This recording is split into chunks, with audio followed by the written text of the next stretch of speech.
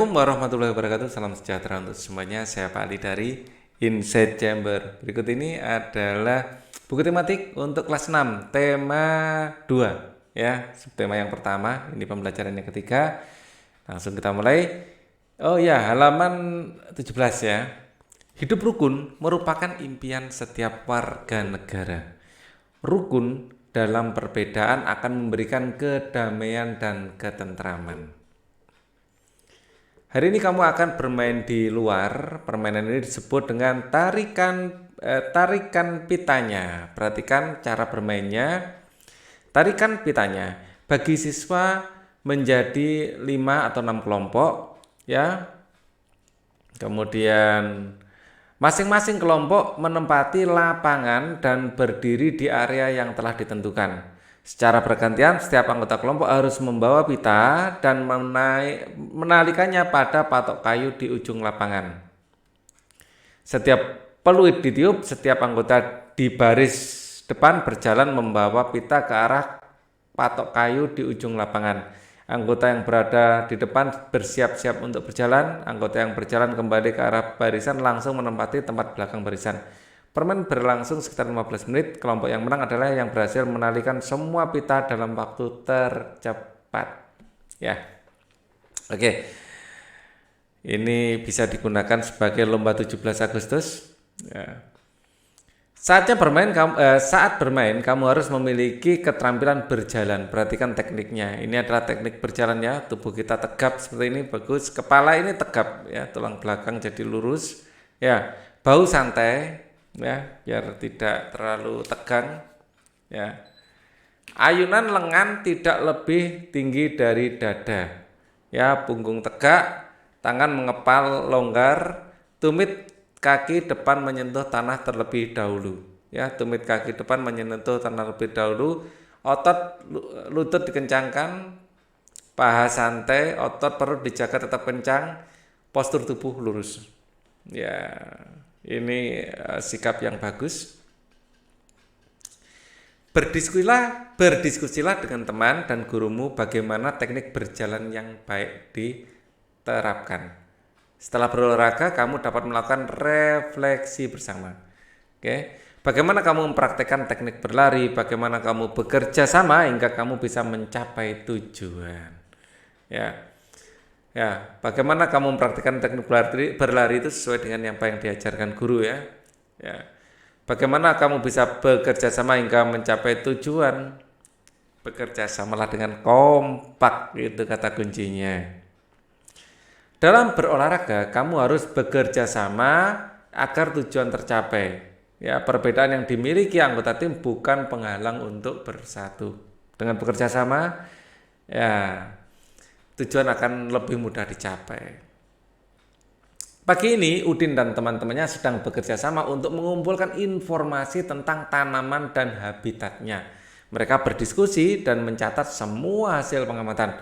Meskipun mereka berasal dari latar belakang yang berbeda, namun perbedaan tidak menghalangi mereka untuk bekerja sama. Untuk melengkapi informasi, mereka pergi ke perpustakaan umum dan menemukan informasi tentang tumbuhan dan habitatnya. Dari gambarnya terlihat kalau ini adalah pohon bambu ya, makanan kesukaan dari panda. Pohon bambu mempunyai ciri khusus yaitu mempunyai bulu-bulu halus yang tajam ya. Orang Jawa bilang lugut. Nah, bulu yang tajam terdapat pada batang. Bulu tersebut melekat kuat dan dapat menyebabkan gatal kalau kita terkena ya. Tumbuhan beradaptasi untuk mempertahankan hidupnya. Adaptasi adalah ciri khusus yang dimiliki tanaman atau tumbuhan untuk hidup pada tempat atau daerah tertentu. Ya, berdasarkan habitatnya, tumbuhan dibagi menjadi 3 jenis. Ya, yang pertama hidrofit. Hidro sendiri artinya air, fit itu sesuai. Ya, jadi hidrofit sesuai dengan lingkungan air. Di sini tanaman yang seperti itu banyak ya di Indonesia, khas Indonesia kangkung ya. Di sini adalah yang belakang ini eceng gondok. Kangkung, eceng gondok, teratai itu mempunyai kesamaan apa? Kesamaannya adalah batangnya berongga. Hidrofit, tumbuhan yang sebagian tubuhnya ada di permukaan air, akarnya berada di dalam air, memiliki rongga udara dalam batang atau tangkai daun. Daunnya muncul ke permukaan air. Ya, kalau eceng gondok akarnya juga melayang-layang di air. Ya, kalau eceng gondok, dia memiliki pelampung, ya, pelepah daunnya. Kemudian higrofit. Higrofit itu tanaman yang cocok untuk udara lembab. Ya, kalau ini hidrofit tempatnya berair, kalau higrofit tempatnya adalah lembab. Tumbuhan yang hidup di daerah lembab, tubuhnya terdiri atas bagian-bagian akar, batang, dan daun. Batangnya pada umumnya tidak tampak karena terdapat dalam tanah. Daunnya yang muda umumnya melingkar atau menggulung. Ya, tanaman yang daun pada waktu muda menggulung ini adalah tanaman jenis paku-pakuan. Nah, tanaman jenis paku-pakuan ini banyak menginspirasi batik, ya. Nah, menggulung pada waktu masih muda ini adalah contoh tanaman paku-pakuan. Kemudian xerophyt. Xerophyt ini tanaman yang cocok untuk daerah kering. Tumbuhan yang hidup di daerah kering. Tumbuhan ini memiliki daun tebal, sempit, kadang-kadang berubah menjadi bentuk duri atau sisik, atau bahkan tidak mempunyai daun sama sekali. Ya, batangnya tebal dan mempunyai jaringan untuk menyimpan air, akarnya panjang. Contohnya adalah lidah buaya, contoh lain adalah kaktus. Ya, bisa hidup di gurun kaktus ini. Untuk dapat bertahan hidup, tumbuhan perlu menyesuaikan diri dan melindungi diri. Bagaimana tumbuhan tersebut dapat beradaptasi dengan lingkungannya? Diskusikanlah dengan teman sekelompokmu dengan menyesuaikan diri dengan lingkungan, ya. Memiliki organ yang sesuai dengan lingkungan, ya, mengembangkan organ yang sesuai dengan lingkungan. Ya, adaptasi terbesar terhadap keberadaan air, karena air adalah sangat penting. Jadi kalau tumbuhan yang hidrofit mudah melepaskan air, higrofit juga mudah melepaskan air. Tapi kalau yang xerofit dibikin susah melepaskan air, tapi mudah mendapatkannya. Ya, sekarang saatnya kamu menggali informasi lebih banyak lagi dari berbagai media, ya. Oke, sekarang saatnya kamu menggali informasi lebih banyak lagi dari berbagai sumber tentang cara tumbuhan menyesuaikan diri dan melindungi diri.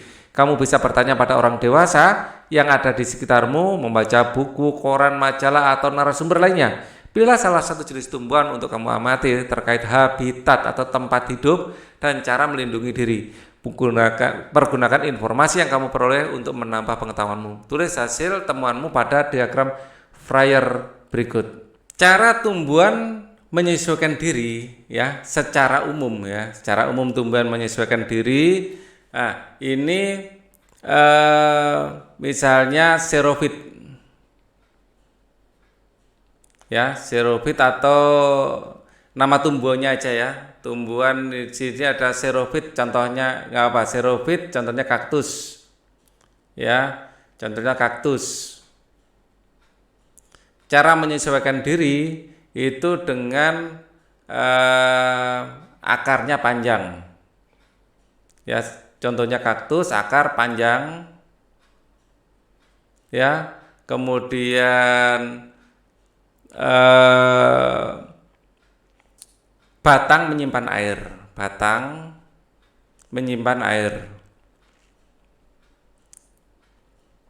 Ya. Terus misalnya tumbuhan yang lain, sekarang saya xerofitnya 2, higrofit 2, hidrofit 2 gitu, ya. Tetap xerofit. Ya. Contohnya lagi, tapi secara umum xerofit sudah terwakili ini, ya. Kita ke yang lain aja, nama tumbuhan saja. Misalnya di sini eceng gondok. Saya ambil dari tanaman hidrofit. Eceng gondok ini pelepah daun menggelembung untuk menjadi pelampung. Pelepah daun menggelembung yang berfungsi sebagai pelampung.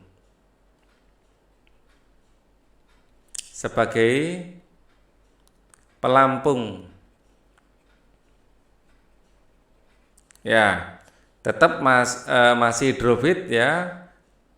Saya ambil hidrofit lagi. Kangkung. Ya. Di sini batang berongga. Ya. Kemudian untuk sebagai pelampung juga agar bisa mengapung.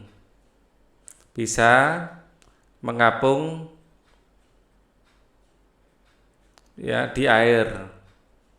Jadi kalau xerophyt yang eceng gondok ini daunnya yang menggelembung, kalau ini batangnya ya, kangkung ini.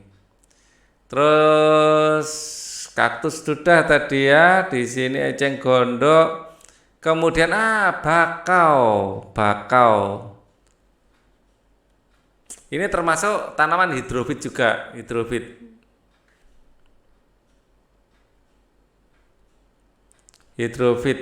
Ini bakau yang saya ambil, bakau. Ini ciri khusus dia menyesuaikan diri karena dia itu susah mendapatkan oksigen dari akar karena tercelup dalam air. Bakau ini memiliki akar napas.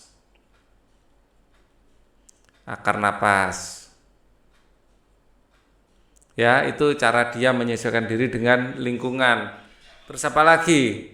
Yang hidrofit banyak ya.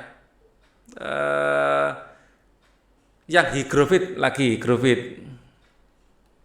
Oh, bukan lagi, ini belum ya, higrofit. Contoh anggrek. Ya, anggrek, karena anggrek ini tanaman di tempat lembab ya, dia itu pendek padahal dia itu hidup di hutan kanopi. Dia bisa menempel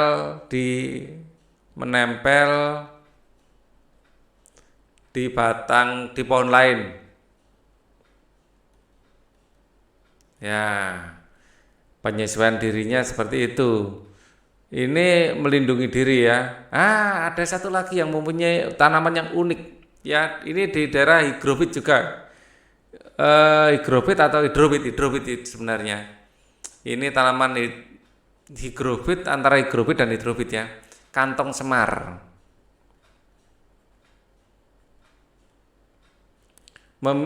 Bisa memakan serangga.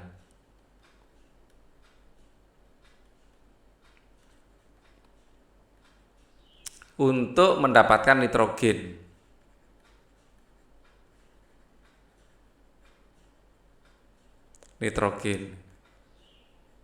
Jadi dia itu berada di tempat yang miskin nitrogen. Dia bisa mendapatkan nitrogen secara langsung dari serangga. Jadi kantong semar, terus daun venus dan lain-lain itu ada tanaman pemakan serangga. Ada beberapa, sandeau itu juga tanaman pemakan serangga. Ini beberapa tanaman yang menyesuaikan diri dengan baik dengan lingkungan. Ya, masih banyak ya, banyak sekali sebenarnya. Terus cara melindungi diri. Ya, cara melindungi diri ini misalnya kebanyakan duri ya, kaktus ini menggunakan duri, terus kemudian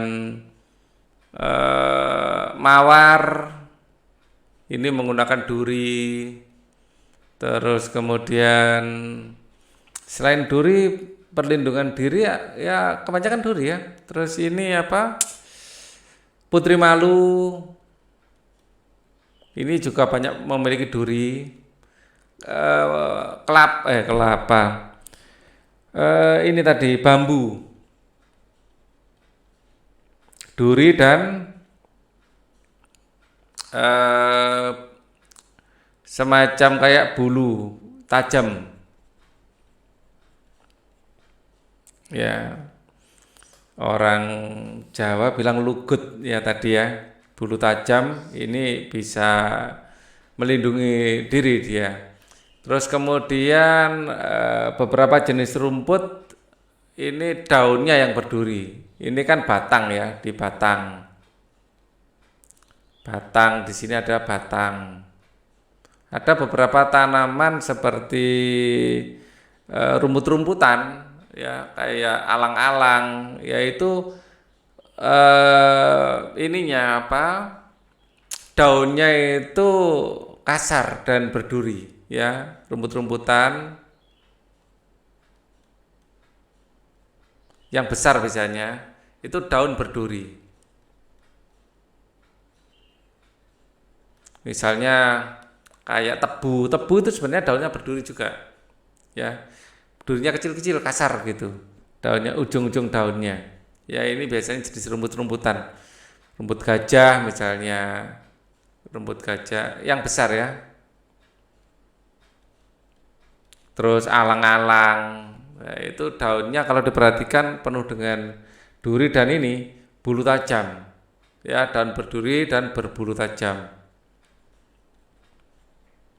ya ini untuk melindungi diri dari tubuh ya biar nggak dimakan banyak binatang ya hanya binatang tertentu aja yang doyan ya yang lidahnya tebel seperti sapi itu doyan masih. Nah, apalagi tanaman satu lagi yang dan cara melindungi diri ada kebanyakan duri ya kaktus mawar putri malu ya ada tanaman yang bersifat gatal ya saya tidak tahu dalam bahasa Indonesianya apa ada namanya lateng ya kalau di dalam bahasa Jawa itu adalah bulu-bulu yang gatal bulu-bulu yang bisa menyebabkan kayak radang gitu bulu gatal jadi kena lateng ini bisa efeknya sama dengan kena ulat ya bulu-bulu yang bikin gatal ya ada ndak ya tanaman itu coba kita googling kalau dalam bahasa Indonesia itu tanaman apa itu saya tahunya kalau dalam bahasa Jawa ya coba lateng ini tanaman herba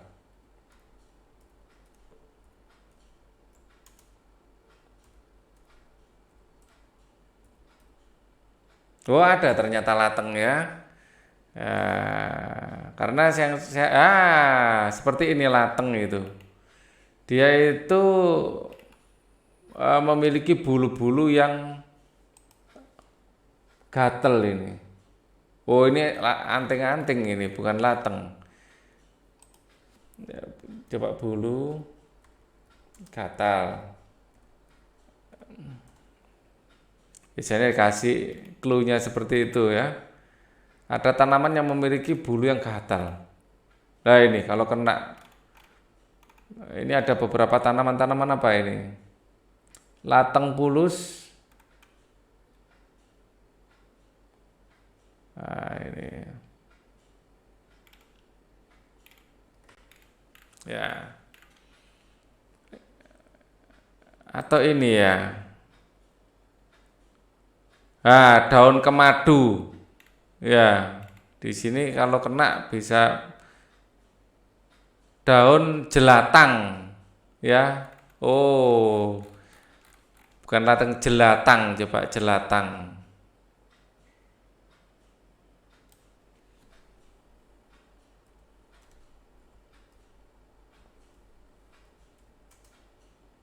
Kalau di desanya Pak Ali menyebutnya lateng gitu. Mungkin jelatang ya. Warnanya merah. Ini loh kalau nggak salah. Ini. Jelatang. Ini ada duri-durinya dan bulu-bulunya itu. Wah, ini bisa gatal semua itu. Oke ya. Ternyata banyak situs yang mengandung virus. Kita kembali ke sini lagi. Jelatang. Ya, atau jelatang. Ya, oke. Bulu gatal ini untuk melindungi diri sebenarnya. Oke, kita lanjutkan. Bacalah teks berikut dalam hati. Proklamasi Kemerdekaan Indonesia. Proklamasi Kemerdekaan Indonesia memberi makna yang sangat penting bagi bangsa Indonesia. Sejak teks proklamasi kemerdekaan dibacakan, rakyat Indonesia memiliki negara merdeka, berdaulat dan bermartabat. Tonggak sejarah tersebut tidak akan terjadi apabila tidak ada anak bangsa yang berani memproklamirkan kemerdekaan mereka. Ya, tidak berani memproklamirkan kemerdekaan. Ya, mereka adalah pejuang bangsa yang tidak boleh dilupakan. Berikut adalah para pejuang bangsa yang telah berjasa terhadap kemerdekaan Indonesia. Ya. Insinyur Soekarno merupakan salah seorang yang berjasa dalam mendirikan negara Republik Indonesia sebagai negara berdaulat. Bung Karno lahir di Blitar, Jawa Timur 6 Juni 1901 dan meninggal di Jakarta 21 Juni 1970. Bung Karno menyusun konsep teks proklamasi di rumah Laksamana Tadasi Maeda bersama Bung Hatta dan Mr. Ahmad Subarjo, yang kemudian menandatangani teks proklamasi atas nama bangsa Indonesia bersama Bung Hatta. Ini atas usul Soekarni. Ya. Bung Karno membacakan teks proklamasi kemerdekaan Indonesia di kediamannya di Jalan Pegangsaan Timur nomor 56 Jakarta. Dr. Andes Muhammad Hatta atau Bung Hatta lahir di Bukit Tinggi, Sumatera Barat 12 Agustus 1902. Beliau wafat di Jakarta 14 Maret 1980 pada usia 77 tahun. Bung Hatta menyusun konsep teks proklamasi bersama Bung Karno dan Ahmad Subarjo. Ia ikut menandatangani teks proklamasi atas nama bangsa Indonesia bersama Bung Karno. Muhammad Hatta adalah wakil presiden pertama Indonesia. Selain itu, beliau adalah Bapak Koperasi Indonesia. Ahmad Subarjo Joyo Sudirjo lahir di Karawang, Jawa Barat 23 Maret 1896 dan wafat 15 Desember 1978 pada umur 82 tahun. Beliau adalah Menteri Luar Negeri Indonesia yang pertama. Ahmad Subarjo merupakan salah seorang tokoh dari golongan tua yang berperan dalam mempersiapkan proklamasi kemerdekaan Indonesia. Ahmad Subarjo ikut menyusun konsep teks proklamasi di rumah Laksamana Tadasi Maeda bersama Bung Karno dan Bung Hatta. Laksamana Tadasi Maeda adalah seorang perwira tinggi Angkatan Laut Kekaisaran Jepang. Beliau membantu persiapan konsep teks proklamasi kemerdekaan dengan mempersilahkan rumahnya digunakan untuk kegiatan yang sangat penting. Di rumahnya berkumpul para tokoh bangsa yang berjasa besar. Walau beliau seorang Jepang, beliau rela membantu Indonesia karena simpati terhadap rakyat Indonesia. Soekarni lahir di Blitar, Jawa Timur 14 Juli 1916. Beliau wafat di Jakarta 7 Mei 1971 pada usia 54 tahun. Nama lengkapnya adalah Soekarni Kartowiryo. Soekarni adalah seorang tokoh pemuda dan pejuang yang gigih melawan penjajah. Soekarni mengusulkan agar penandatanganan teks proklamasi adalah Bung Karno dan Bung Hatta atas nama bangsa Indonesia. Fatmawati yang bernama asli Fatimah lahir di Bengkulu pada tahun 1923, meninggal dunia di Jakarta pada tahun 1980. Beliau dimakamkan di Taman Makam Pahlawan Kalibata, Jakarta. Fatmawati menjahit bendera pusaka Sang Saka Merah Putih yang dikibarkan pada upacara proklamasi kemerdekaan Indonesia di Jalan Pegangsaan Timur 56, Jakarta. Teks proklamasi kemerdekaan diketik oleh Sayuti Melik. Sayuti Melik adalah tokoh pemuda yang sangat berperan dalam proklamasi kemerdekaan Indonesia. Sayuti Melik mengetik naskah proklamasi setelah ia sempurnakan dari tulisan tangan Bung Karno. Berdasarkan bacaan tersebut, isilah peta pikiran berikut. Proklamasi kemerdekaan Indonesia. Apa yang proklamasi ya? Apa itu yang dibicarakan ya? Sejarah sejarah proklamasi ya, sejarah proklamasi Indonesia. Jadi saat-saat yang penting ya menjelang proklamasi. Mengapa? Ya, Indonesia ingin menjadi negara merdeka. Ya, ada kesempatan ya, kita sedang dijajah Jepang dan Jepang menyerah tanpa syarat pada sekutu. Itu momen yang sangat berharga untuk segera kita merdeka. Ya. Kita ingin menjadi bangsa yang merdeka.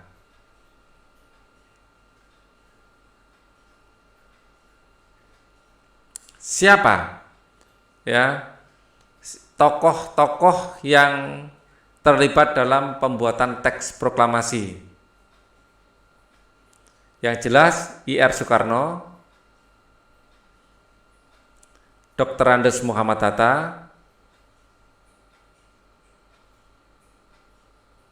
di situ ada Soekarni, Sayuti Melik, Laksamana Maeda, terus kemudian ada tokoh lain, Fatmawati, Ahmad Subarjo, ya, Ahmad Subarjo dan Fatmawati.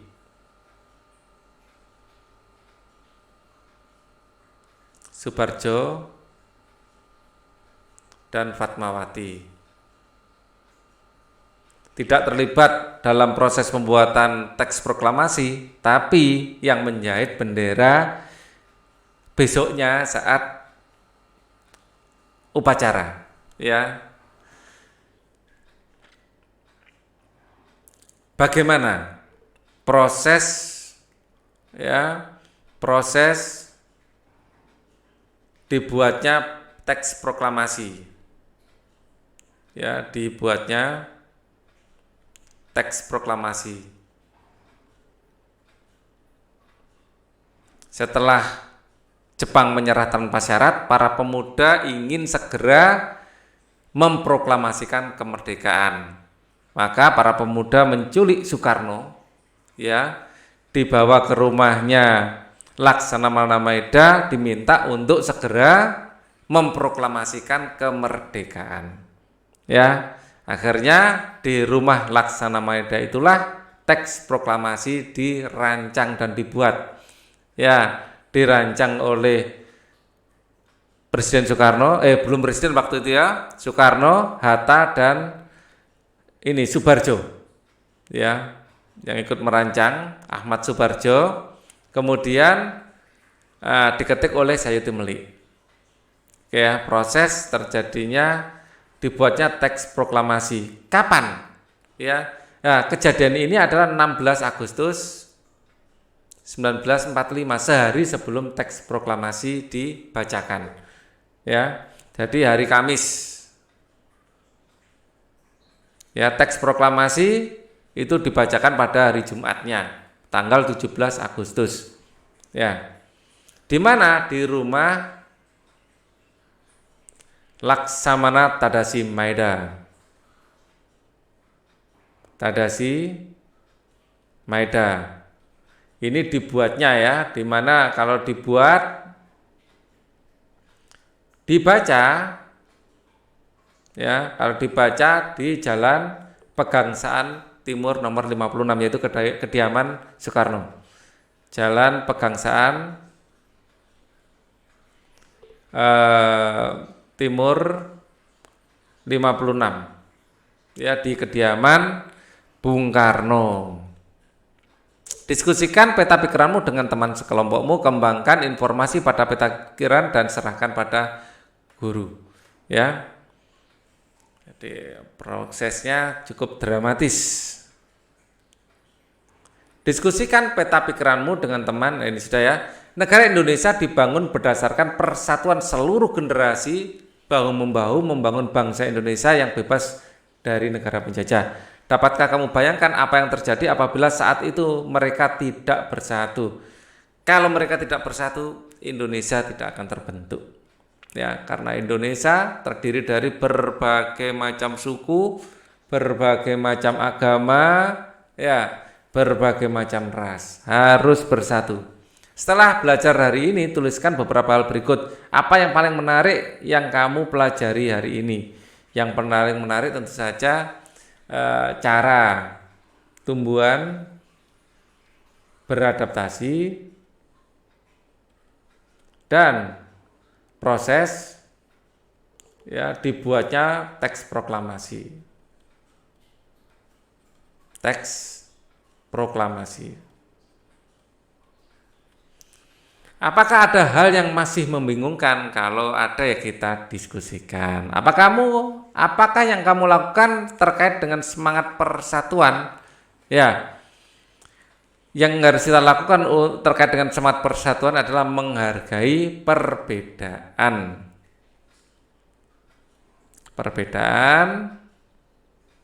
Dan bekerja sama dalam perbedaan tersebut ya, dan mau bekerja bersama. Seperti dicontohkan para pendahulu kita, para pendiri bangsa. Pembelajaran 4, menjaga kerukunan di lingkungan tempat tinggal kita merupakan tugas setiap warga. Persatuan sangat dibutuhkan untuk mencapai tujuan. Ya, segala perbedaan yang ada dikesampingkan untuk kepentingan bersama. Terkadang perbedaan yang dimiliki oleh satu kelompok dapat memperkaya keputusan yang diambil. Menjelang proklamasi kemerdekaan terdapat beberapa peristiwa penting yang perlu kita ketahui, di antaranya sebagai berikut. Tanggal 9 Agustus 1945 ya. Jadi 8 hari sebelum proklamasi, IR Soekarno, Dr. Andes Muhammad Hatta, Dr. Rajiman Widyodiningrat pergi ke Dalat, ya, Saigon, untuk bertemu dengan Marskal Terauchi, Panglima Besar Tentara Jepang di Asia Tenggara. Panglima tersebut menyampaikan informasi kepada pemerintah Indonesia bahwa Jepang akan memberikan kemerdekaan kepada bangsa Indonesia. Saat itu tentara Jepang sedang terdesak oleh tentara sekutu. Beberapa wilayah Jepang dijatuhi bom oleh tentara musuh. Ya, untuk menarik simpati rakyat Indonesia, Jepang memutuskan untuk menghadiahkan kemerdekaan. Itu janjinya. Ya. Pertemuan antara Panglima Jepang dan pemerintah Indonesia memicu pertentangan di dalam negeri. Terjadilah perbedaan pendapat antara golongan tua dan golongan muda. Golongan muda tidak ingin kemerdekaan diatur oleh Jepang. Kita harus memiliki martabat sendiri. Kita harus bisa memutuskan diri sendiri. Itu yang diinginkan oleh para pemuda. Ya, sedangkan golongan tua ya itu tetap menghargai penguasa sebelumnya. Mereka menginginkan proses kemerdekaan Indonesia disiapkan oleh bangsa Indonesia tanpa ada campur tangan asing. Itu yang diinginkan pemuda. Berdasarkan bacaan tersebut, tulislah informasi pada peta pikiran. Ya. Kita tulis informasi pada peta pikiran. Ya. Di sini yang paling tengah adalah sebelum proklamasi, proses sebelum proklamasi. Sebelum proklamasi. Tapi 8 hari sebelum proklamasi. Ya. Dimulai dari kapan? 9 Agustus 1945. Ya. Ada apa? Kunjungan IR Soekarno, DRS Muhammad Hatta, dan Subarjo, ya. Di sini, bukan Subarjo, Rajiman Widyodiningrat, ya, Rajiman Widyodiningrat.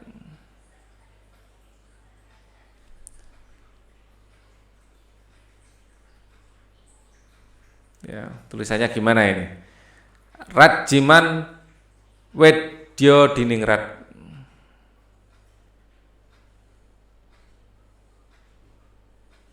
Mengapa? Ya, bertemu Jenderal Terauchi. Ya, Jenderal atau Laksamana ya. Bertemu dengan Marsekal Terauchi.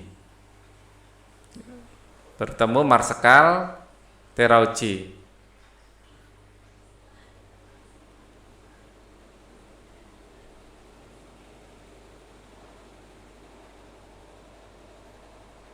Ya. Siapa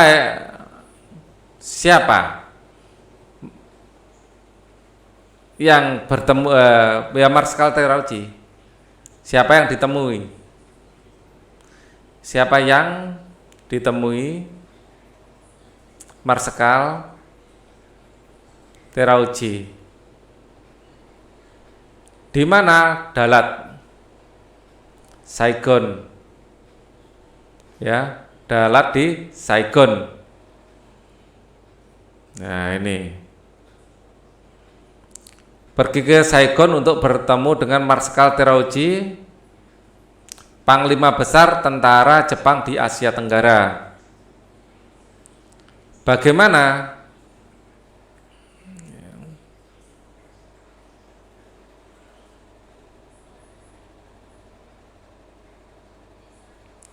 Jepang menjanjikan kemerdekaan?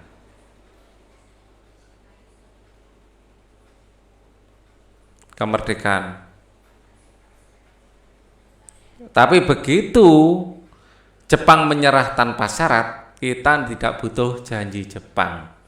Kita atas desakan para pemuda akhirnya memproklamasikan ya tanpa keterlibatan Jepang. Memang ada yang simpati rumahnya dipakai, yaitu Laksamana Maeda. Tapi ya semua itu bukan atas campur tangan Jepang. Ya, kita sendiri yang memperjuangkan. Diskusikan peta pikiranmu dengan teman kelompokmu. Kembangkan informasi pada peta pikiran untuk menggunakan kalimatmu sendiri. Serahkan hasil pekerjaanmu pada gurumu. Ya. Jadi sempat ada kunjungan ya ke Dalat ya untuk mendapatkan janji kemerdekaan dari Jepang.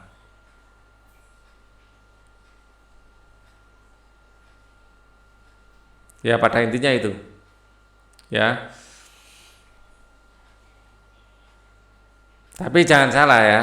Indonesia merdeka bukan karena bantuan Jepang. Jepang waktu itu menyerah tanpa syarat, kemudian Indonesia memerdekakan dirinya sendiri. Tapi memang sebelumnya ada janji seperti itu. Kenapa Jepang berjanji? Apakah karena saking baik hatinya? Tidak juga, karena sudah terdesak ya oleh sekutu. Ayo berdiskusi, amati gambar berikut. Seandainya kamu sedang bermain bersama mereka, apa yang harus kamu perhatikan terkait kerukunan dan persatuan, kekompakan ya. Kekompakan dalam menggerakkan tongkat dan saat yang tepat untuk melompat.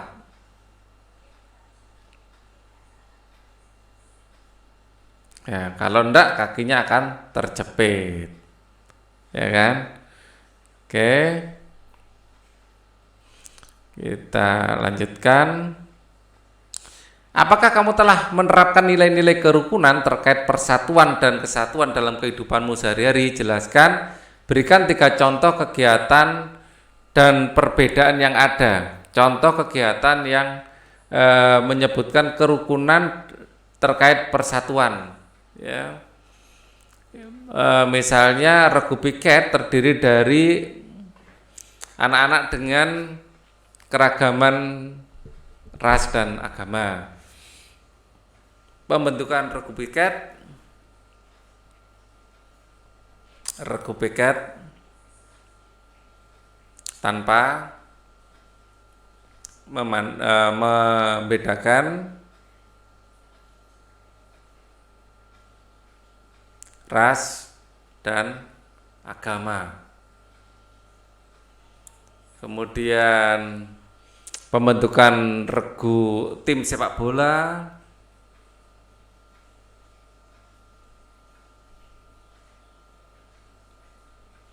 tanpa membedakan suku.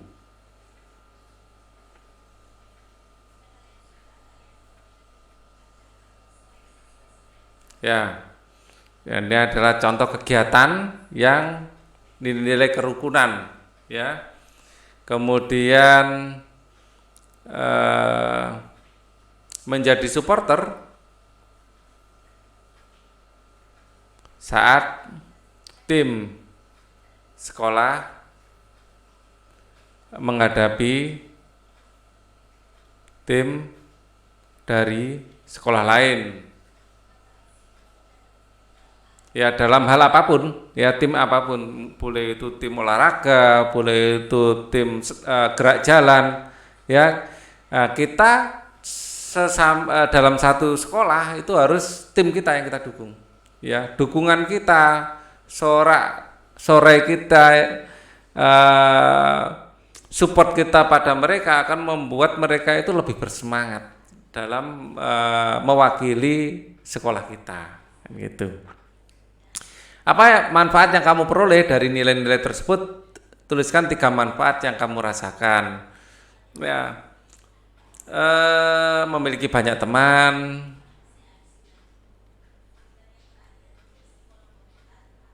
ya, kemudian bisa melihat masalah dari berbagai sudut pandang.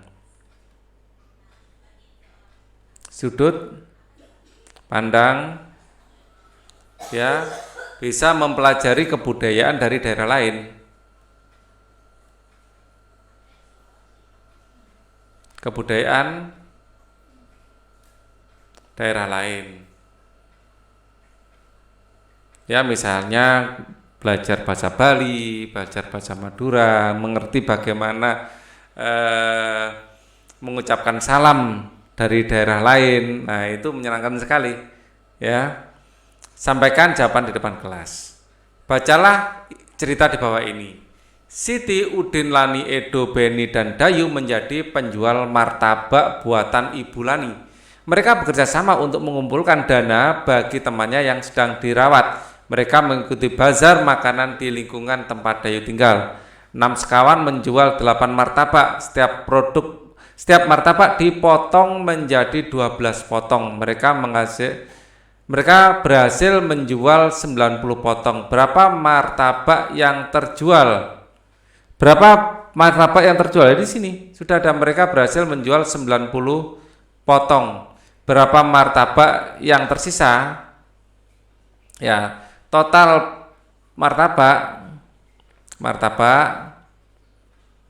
ada 8 kali 12, ya, 8 kali 12 potong. Ya, kita kalikan 12 dikalikan 8, 8 kali 2 adalah 16, 6 menyimpan 1, 8 kali 1 adalah 8, 8 tambah 1 9, 96 potong. Jadi sisa ini adalah 96, ya, dikurangi 90, yaitu 6 potong. Tulislah jawabanmu pada tempat yang disediakan. Kamu harus bisa menjelaskan jawabanmu melalui tulisan. Nah, ini sudah saya jawab, ya, tinggal masukkan ke sini.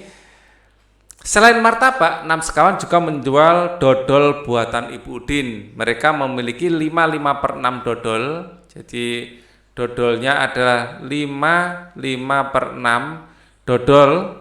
Seluruh dodol dipotong menjadi 6 potong, ya, dipotong menjadi 6 potong yang sama. Berapa pembeli yang akan mendapatkan 5 potong dodol yang sama? Oke.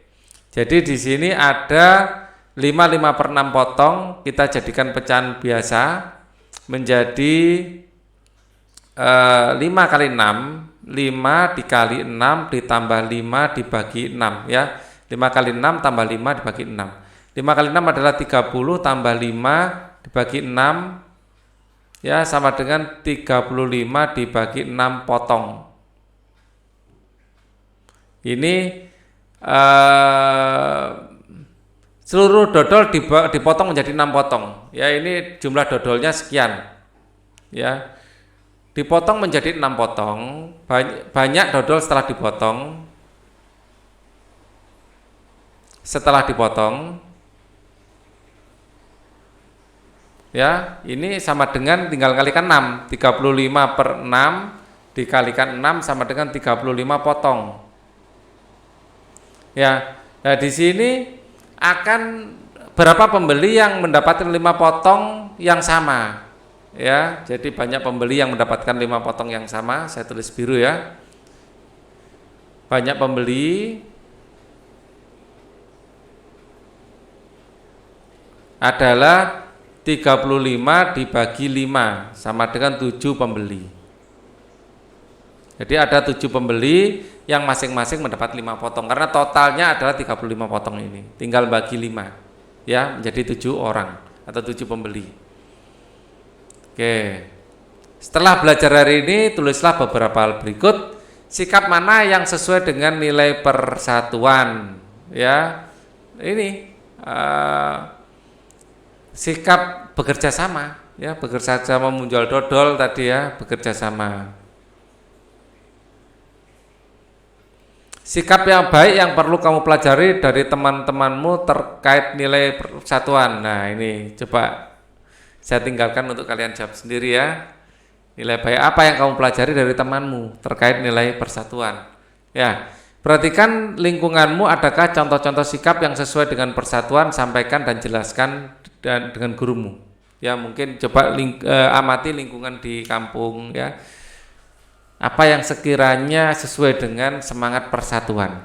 Ya, kita sampai di sini dulu. Kita akan lanjutkan di video berikutnya. Linknya ada di bawah untuk melihat playlist dari video-video yang sudah kita bahas. Thank you for watching. Wassalamualaikum warahmatullahi wabarakatuh.